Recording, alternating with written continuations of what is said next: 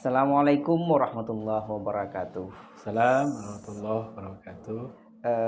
Selamat siang sahabat Diksi, bersama Diksi Podcast saya Solonan Indah.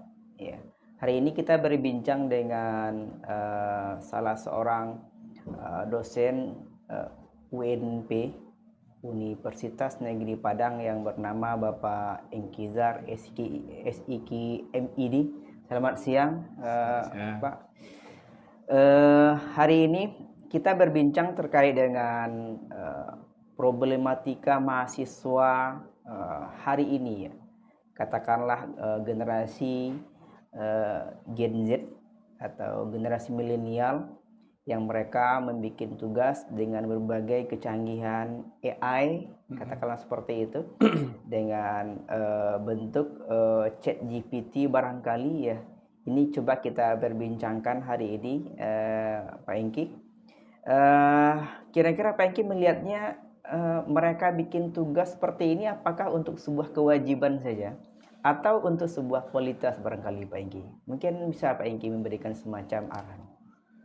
Oke, terima kasih. Selamat siang para Sahabat Diksi, sahabat Diksi iya, ya, podcast Stay Solonan Indah dan para pemirsa yang beriman. Terima kasih Pak Di telah memberi kesempatan kepada kami pada siang yang cerah ini untuk berbagi pengalaman atau berdiskusi tentang academic writing. Academic writing. Iya. Terkait pertanyaan tadi, memang kita sekarang kita tidak bisa membendung ya kecanggihan teknologi, kita tidak bisa membendung penggunaan AI itu sudah sebuah keniscayaan. Tapi saya melihat penggunaan AI hanya untuk membantu. Kita sering juga mendengar Prof. Stella, Wakil Menteri Pendidikan Tinggi mengatakan AI bukanlah alat yang bisa menggantikan otak manusia, tapi AI hanya sebagai membantu untuk kita membuka cakrawala berpikir. Akan tetapi bagaimana kita mengembangkan nalar kita, tetap kita harus berjuang ya. Pertama melalui membaca, melalui berdiskusi seperti yang kita laksanakan hari ini, membuat komunitas-komunitas belajar. Nah, untuk terkait dengan mahasiswa yang menggunakan AI atau ChatGPT dalam melakukan tugas atau membuat tugas perkuliahan, sebetulnya itu sudah menjadi kalau di generasi sekarang saya lihat sudah membudaya. Hanya saja kita yang perlu kita sebagai dosen memberikan kepada adalah kita perlu memberikan pemahaman kepada mereka bahwasanya apakah itu AI dan tool-tool yang ada sekarang hanya sebagai alat untuk membantu kita membuka cakrawala berpikir kita, karena kita juga terbatas sekarang, literasinya kurang. Nah, kita minta bantuan terhadap AI untuk membuka cakrawala kita berpikir. Intinya AI hanya bisa sebagai alat bantu, tapi tidak akan bisa menjadi pengganti guru atau dosen. Nah, makanya sekarang kita lihat adik-adik kita sekarang baik itu di kelas, di ruang publik, kurang critical thinkingnya. Kena AI ya? Karena selalu mengutamakan AI. Nah, karena berbeda zaman Pak Di dulu dengan kuliah dengan saya, kita belum ada Google Scholar, kita belum ada ChatGPT. Jadi kita betul-betul manual ya, kita betul-betul manual menggunakan otak kita. Makanya kita terlatih untuk berpikir kritis, kita berpikir kuat. Tapi dengan adanya arus yang datang sekarang, kita tidak bisa membendungnya, tapi kita harus menjadikan ini sebagai alat bantu. Tugas kita sebagai dosen kepada mahasiswa memberikan edukasi yang positif terhadap adik-adik kita ini. Kalau kita lihat Pak Engki ya, hari ini mahasiswa itu untuk bikin sebuah makalah mereka bahkan tulis di situ apa judulnya, kemudian seperti ChatGPT lah ya. Ya, Apa judulnya? Mereka minta langsung pakai rujukannya. ya, Nah, ini kalau misalnya ChatGPT yang berbayar, ini kan utuh ini, ya, keluar tema yang dia ya, minta, keluar referensinya ya. secara susunan ilmiah, ini Mm-mm. memenuhi ini. Ya, Tapi sebagai seorang dosen menyikapi tugas yang seperti ini, apakah perlu nggak trik-trik khusus kita harus tahu ini? Ini AI ini. ya. Nah, Saya hampir tiap malam ya kebetulan ada pusat kajian, dan di pusat kajian itu kami membincangkan berbagai hal, termasuk juga eh, keperluan mahasiswa terhadap kegiatan ini. iya, Nah, saya melihat, saya coba menggunakan chat AI juga dalam beberapa kali percobaan. Saya lihat ada indikasi yang paling menonjol itu adalah apabila bahasa yang digunakan itu sangat confident, iya, over confident, iya, itu sudah kita pastikan itu pakai AI. menggunakan AI. Iya, iya, iya. Satu. Yang kedua, apabila antara paragraf satu dengan paragraf berikutnya tidak menyambung, Menyambung. atau sekarang kita kan ada tuh Pak Adi, kalau kita baca tulisan itu kita pasti enak bacanya tuh. Ini ada ketersambungan antara isu utama, isu kedua dengan paragraf berikutnya, kita ada ketersambungan antara satu dengan yang lainnya. Kalau kita menggunakan AI, AI itu boleh hanya menarasikan paling panjang 4 sampai 5 paragraf. Iya, iya, iya. Nah, berikutnya mereka akan memunculkan kalimat Lompat-lompat. yang sama. Lompat-lompat. Kalimat yang sama atau isu yang berbeda. Nah, karena AI dia hanya menghimpun, dia hanya menghimpun database atau Iya, dikatakan big data. Dan itulah yang dimunculkan ketika kita meminta AI mencarikan apa yang kita perlukan. Berarti secara bahasa kita bisa pastikan Ya, ini adalah AI. ya, bisa Dari kita segi pastikan. ide-ide pun kadang lompat-lompat juga ya mungkin Pak Ya. Engki ya. Antara paragraf pertama, yang kedua, itu kadang tidak sinkron mungkin Ya, ya tidak barangkali. sinkron. Dari AI. Makanya saya pribadi sebetulnya saya tidak melarang, Ya, tapi juga tidak menyarankan secara penuh penggunaan AI. ya, Nah, ya, ya. karena itulah sekarang kita tidak bisa bayangkan 10 tahun terakhir, 15 tahun ke depan nanti, kalau semua kegiatan ini kita menggunakan tool yang tersedia sekarang, menggunakan base teknologi, tentu kita akan kekurang nalar, Iya, iya, kekurang iya. nalar kritis Iya. yang tentu sebetulnya di perguruan tinggi itulah yang kita harapkan. Makanya sekarang kalau kita kuliah, Pak Adi juga mengajar di berbagai perguruan tinggi. Kalau kita kuliah sekarang, kita lihat di kelas itu terasa kurang gairah akademiknya. Akademiknya, Nah, kritisnya kurang barangkali ya Pak kritisnya Engki. kurang. Kalaupun ada pemakalah yang bertanya kepada audien yang bertanya kepada pemakalah, maka si pemakalah akan mencari melalui ChatGPT. ChatGPT. Pertanyaannya pun kadang-kadang juga diminta kepada ChatGPT. ChatGPT. Nah, itu kan sebetulnya secara kemajuan akademik critical thinking atau pengembang nalarnya itu kan mundur. Mundur ya. Walaupun secara pragmatisnya dia akan lebih cepat. Iya, iya, Nah, iya. jadi saya mengidentifikasi dua itu yang paling menonjol. Berdampak ya. Satu adalah mereka mengatakan sangat overconfident. Iya. Yang kedua ada tidak tersambungnya antara paragraf satu dengan paragraf yang lainnya. Kalau kita lihat Pak Engki ya, di beberapa tulisan Scopus saya melihat ChatGPT itu sebagai penulis posisinya ya Pak Engki. Gimana itu melihatnya? Saya ada beberapa mengelola jurnal, juga sebagai reviewer di beberapa jurnal. Kita sebagai pengelola, kita kan di jurnal ini kan ada 3 komponen itu. Iya. Ada penulis, ada tim editorial, Iya. ada yang pengelola jurnal. Iya. Saya terlibat ketiganya, sebagai penulis juga, sebagai reviewer juga sebagai pengelola. Pengelola itu editor in chief dan seterusnya. Iya. Editorial itu sebagai reviewer. Iya. Nah, saya sebagai sebagai penulis, ada sebagian jurnal yang meminta apakah artikel ini ditulis menggunakan AI atau tidak. Iya, iya. Kalaupun ada menggunakan AI, bagian mananya. Iya, iya, iya. Nah, itu saya ungkapkan dan beberapa jurnal internasional memperbolehkan, tapi Memperbolehkan. bagian-bagian tertentu, contoh membuat gambar, Iya, iya, membuat iya. grafik. Karena AI lebih canggih nih Pak Adi, lebih canggih, dia lebih punya imajinasi yang tinggi ketimbang kita manusia ini membuatkan narasi paragraf atau membuatkan grafik gambar. Nah itu sebagai kita kita sebagai penulis kita mengakui bahwa itu dibantu AI tapi bagian-bagian tertentu. Bagian tertentu. Nah, Pak Adi juga pengelola jurnal. Nah, kita pengelola jurnal juga kita buat aturan di dalam jurnal itu. Iya, Contoh saya punya jurnal, saya buat aturan di jurnal itu, penulis boleh menggunakan AI dalam bentuk-bentuk tertentu. Katakan 20% dari gambar, Iya, iya. 20% dari grafik. Iya, iya. Atau bahkan ada juga penulis yang menggunakan AI untuk translator.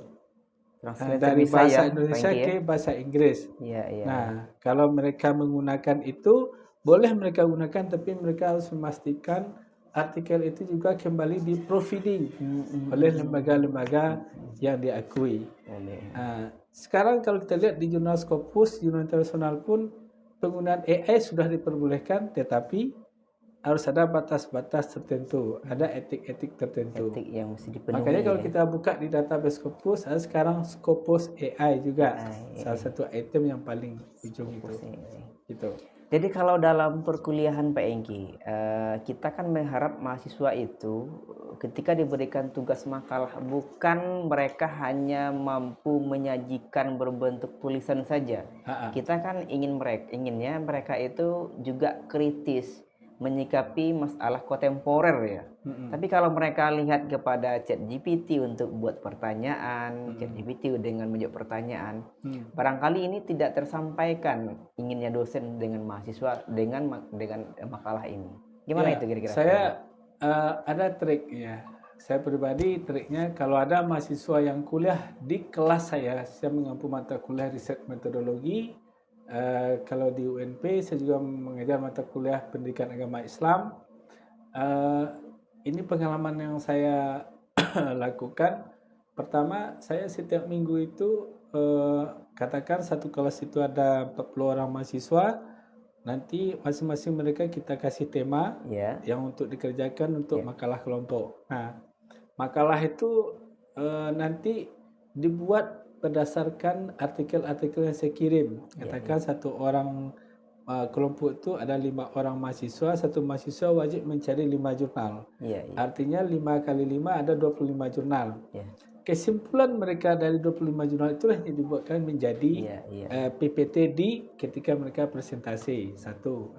Nah, bagi mereka yang hadir ketika kelas itu wajib juga memprint out jurnal satu terkait makalah yang dikaji. Akhirnya kegiatan perkuliahan itu hidup. Sekarang yang terjadi itu sebaliknya, sebab si pemakalah dia tidak menganalisis semuanya. Ada adik kita yang pemakalah baru membuat makalah. Kalau besok kuliahnya buat makalahnya baru malam hari ini. Iya, malam Jadi mereka hanya duluan sehari sebelum hari makalah. Nah, nanti adik-adik kita yang di dalam kelas juga begitu. Kalaupun ada pertanyaan, itu pun hanya pertanyaan konfirmasi, bukan hanya pertanyaan akademik. Nah, jadi itu triknya yang pertama. Yang kedua, saya kadang-kadang selama saya kuliah tidak ada boleh mahasiswa yang menghidupkan handphonenya di dalam kelas, termasuk handphone saya sendiri.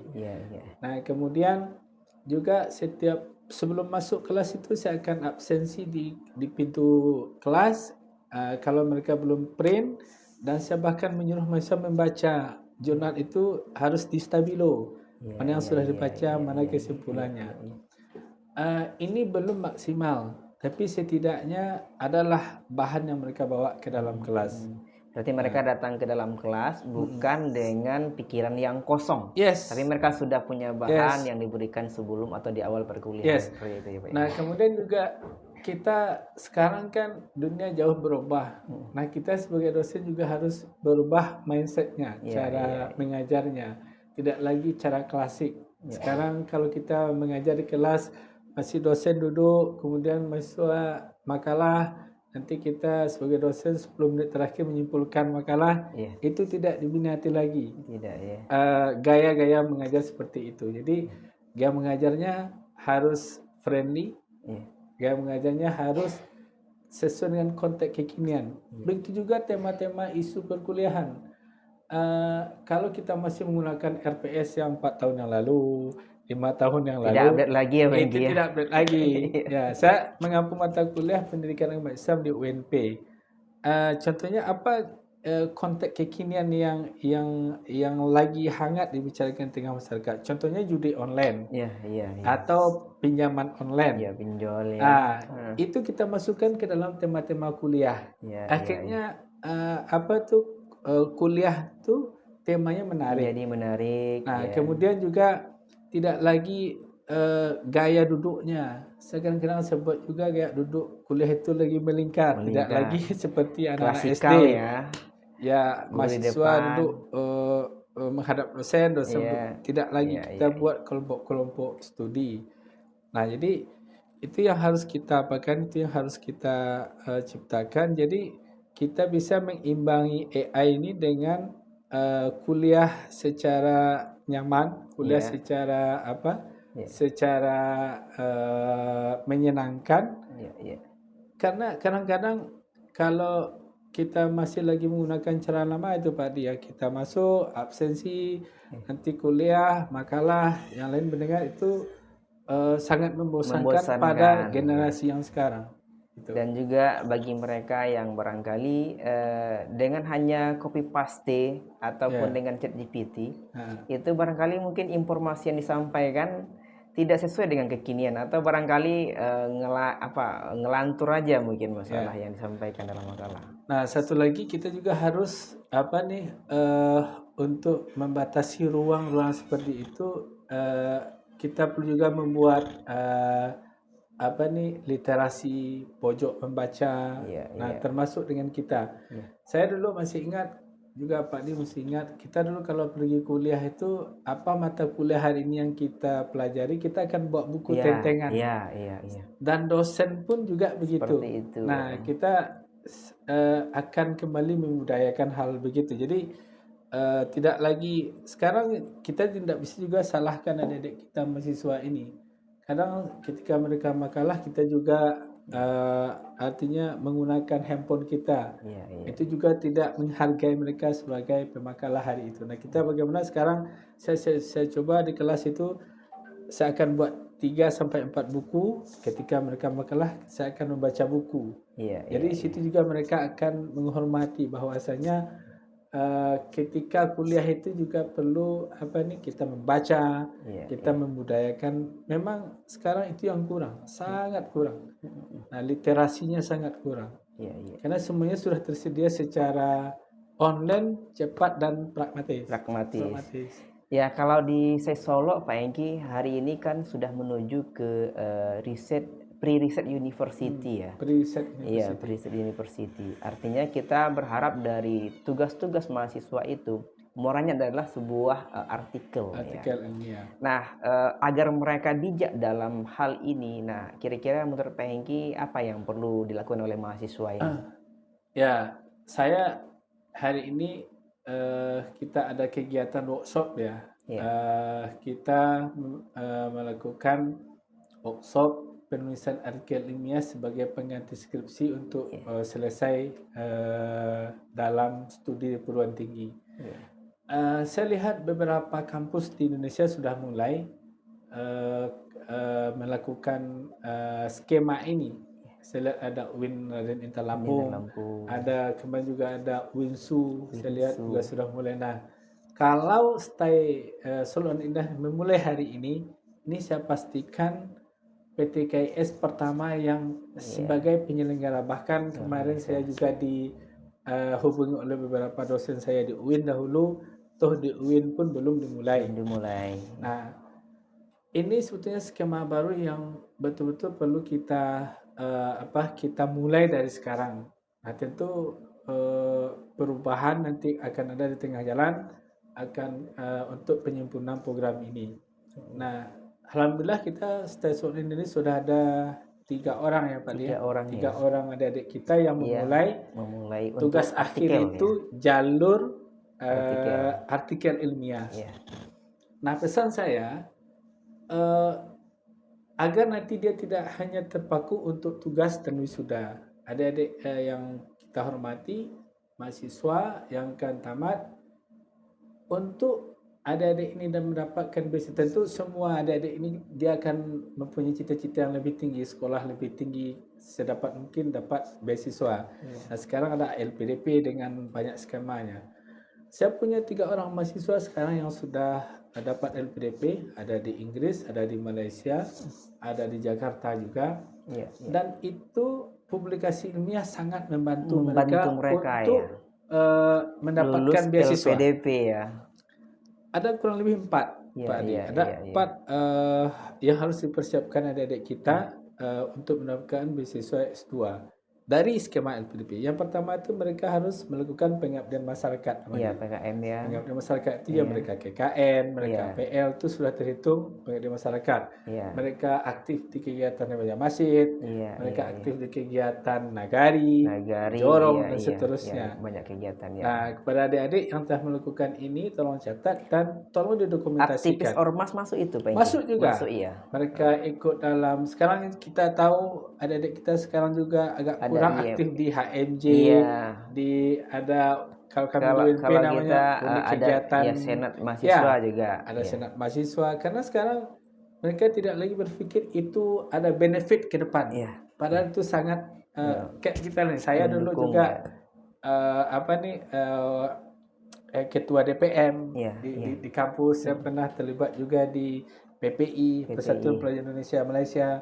Saya sekarang bahkan saya ketua alumni STIPIK. Ini sebetulnya membentuk pribadi kita bagaimana bersosial.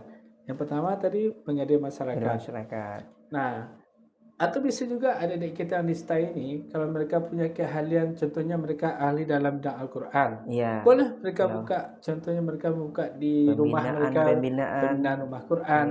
Karena ada satu orang mahasiswa saya sekarang lagi di Inggris, dia di University College London.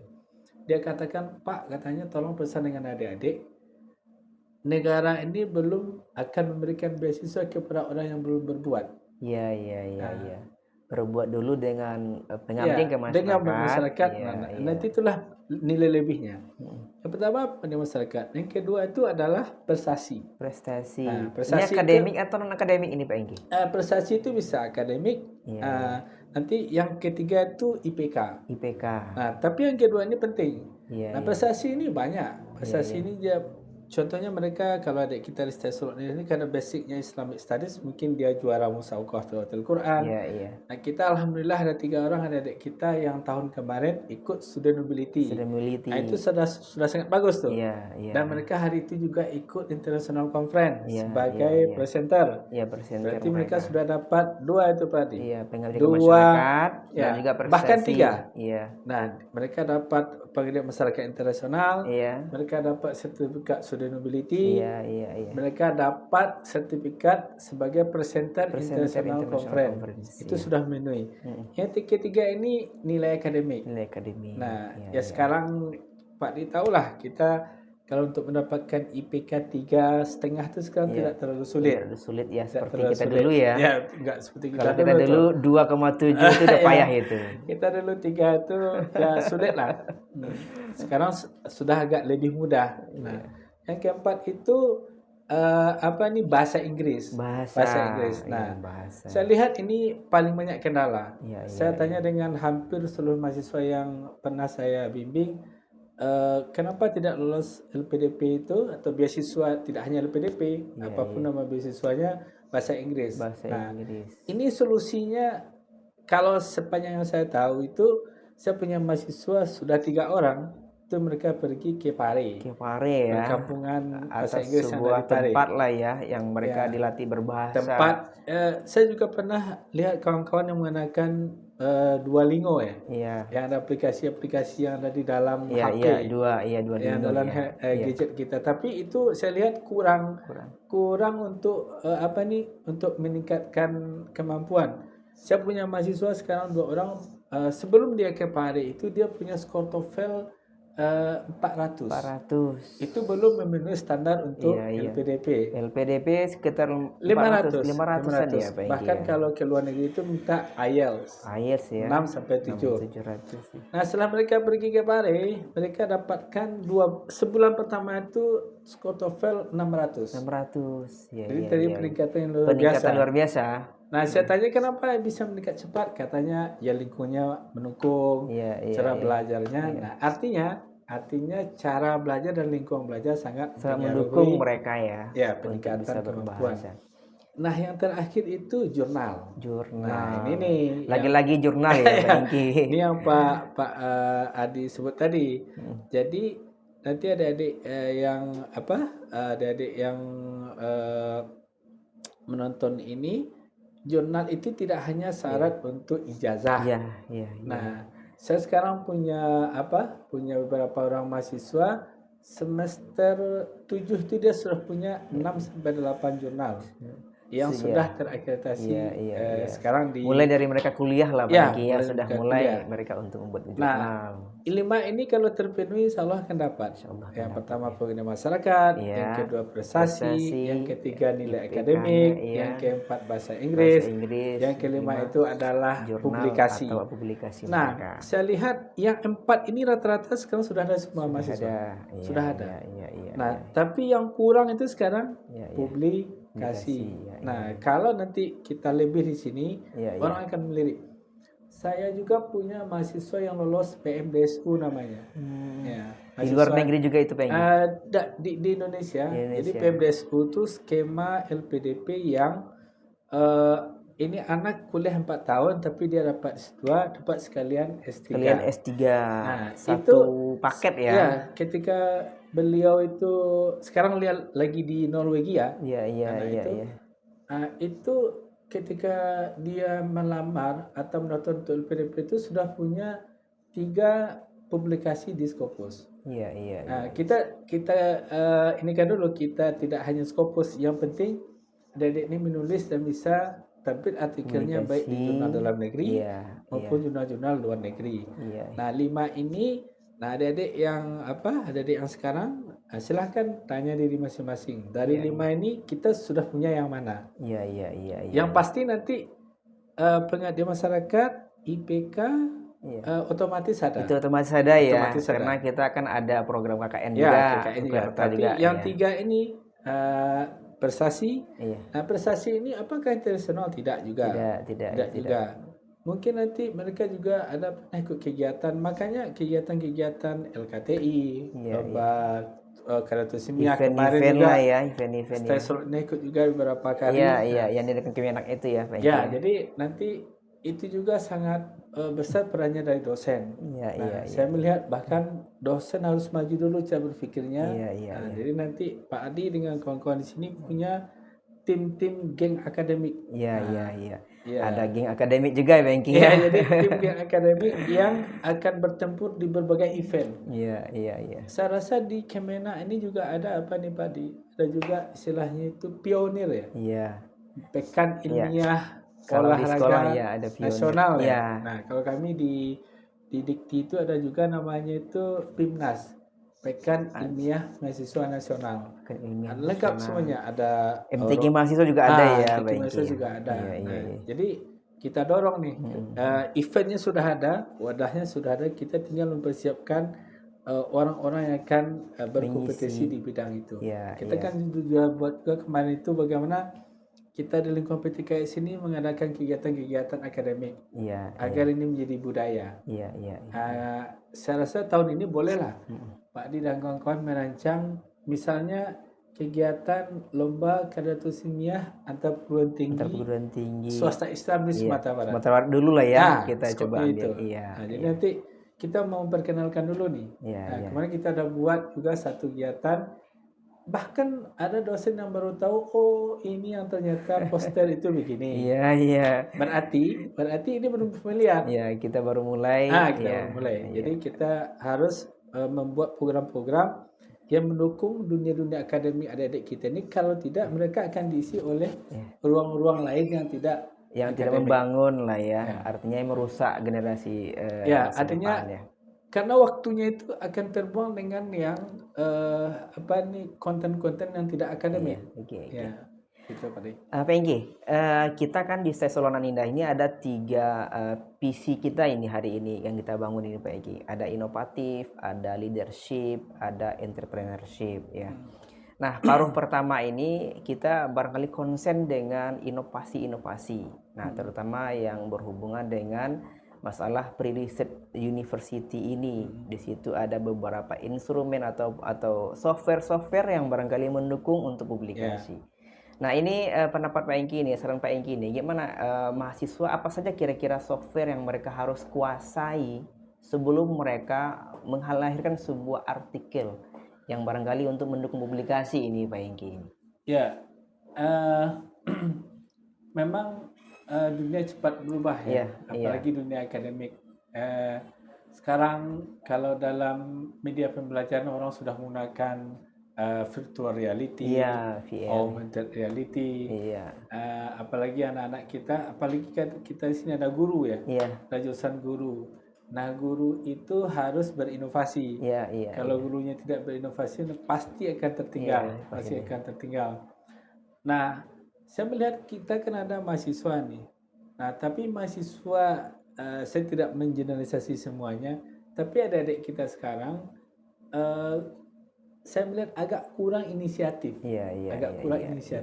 Nah, tentu pihak kampus sekarang atau pihak akademik harus lebih aktif. Nah, beda nih Pak, kalau kita dulu nih. Kalau kita dulu nih, kita betul-betul pengen tahu nih. Adik-adik kita sekarang ini mereka juga pengen tahu, tapi mungkin perspektifnya berbeda. Nah, jadi tidak apa-apa kita memulai kita menyediakan wadah-wadah workshop, wadah-wadah fasilitas mereka karya untuk memfasilitasi adik-adik ini. Yang mungkin kita perlu contoh sekarang. Dulu kita tidak mengenal software Mendeley, kita tidak mengenal software NVivo, kita tidak mengenal Forceviewer, bahkan di PTKIS saya lihat itu masih belum clear mana yang kualitatif, mana yang kuantitatif, mana yang PTK juga. Kemudian juga belum juga mahir di bidang yang analisis kuantitatif menggunakan SPSS, menggunakan PLS, menggunakan SEM. Nah, jadi bisa juga saya melihat ada ruang. Saya lihat ruang itu ada di mata kuliah metodologi penelitian. Atau kita ada BKI sekarang ini Pak Engki, ada bimbingan karya ilmiah di semester awal. Berarti semester 1 sudah ada. Kalau kami dulu namanya academic writing. Bisa juga nanti kita tambah tuh Pak, kan kita ada mata kuliah metodologi penelitian. Mungkin 3 atau 4 kali pertemuan terakhir itu kita khusus mengajarkan tool saja. Mulai dari Mendeley, EndNote, SPSS. Jadi ada software alat analisis kualitatif, ada software analisis kuantitatif. Itu terkait dengan inovasi yang boleh kita lakukan. Artinya nanti pun ketika mereka studi lanjut mau dalam negeri mau luar negeri, itu juga akan sangat berguna software-software itu. Itu satu terkait dengan risetnya. Terkait dengan software media pembelajaran itu lebih banyak lagi. Banyak lagi. Kita juga boleh mengadakan pelatihan animasi. Kita menggunakan pelatihan Canva. Agar nanti ketika mereka menjadi guru, mereka bisa menghadapi murid yang beragam. Jadi tidak lagi, karena kita tahu nih, dosen agama ini, kadang guru agama ini cenderung ceramah agak 1 atau 2 jam bisa jadi membuat murid ngantuk dan tidak berminat. Nah, jadi kita ajarkan itu. Saya tidak terbayang nih Pak, di 5 tahun ke depan mungkin anak-anak kita di sekolah sekarang dia sudah malas melihat gurunya. Karena tidak inovatif lagi. Karena dia memang lebih senang. Bisa jadi mereka lebih senang belajar mandiri. Bahkan mungkin suatu saat nanti akan ada satu software, anak-anak kita ini akan minta, saya mau belajar dengan cara ini, software itu akan melayani. Kayak ChatGPT gitulah orang dia akan melayani. Sementara guru kita masih gagal. Tentu ini tanggung jawab kita bersama bagaimana kita menyiapkan guru-guru terbaik. Ya, Nah, tentu guru terbaik itu yang profesional. Profesional itu yang mahir di bidangnya dan selalu belajar untuk lebih baik. oke. Nah, mungkin itu yang bisa kita lakukan untuk di samping juga mendorong mahasiswa, juga kita memfasilitasi dengan Ya. berbagai kegiatan di loka karyanya, dan juga kita harus mendorong juga Pak Di untuk mahasiswa kita ini berkolaborasi. Ya, dengan Sekarang kampus saya lain lah nggak ya. tahu nih apakah Sesonenda sudah mengimplementasikan kurikulum mereka atau belum. Ya, kita sudah mulai ini Pak Engki. Ya, Udah kita mulai. sudah mulai dengan menyusun sebuah kurikulum, sudah mulai bahkan semester 1 dan 2 hari ini kita sudah menggunakan kurikulum mereka ini Pak Ya, Engki. nah nanti bisa saja nih adik-adik kita di Stasiun Indah jurusan PAI, mereka kurikulum mereka nanti mereka kuliah 1 semester di jurusan animasi Universitas Negeri Padang. Ya, siap. Dan itu dibolehkan. Siap. Nah, nanti Karena kita itu makanya nanti ada skema nanti ya, kan, skema. memang begitu Iya, seharusnya. Jadi nanti mereka ketika ikut kurikulum mereka Iya. sebagai peserta implementasi, kami di UMP sudah 2021 memulai hal 21, itu. iya.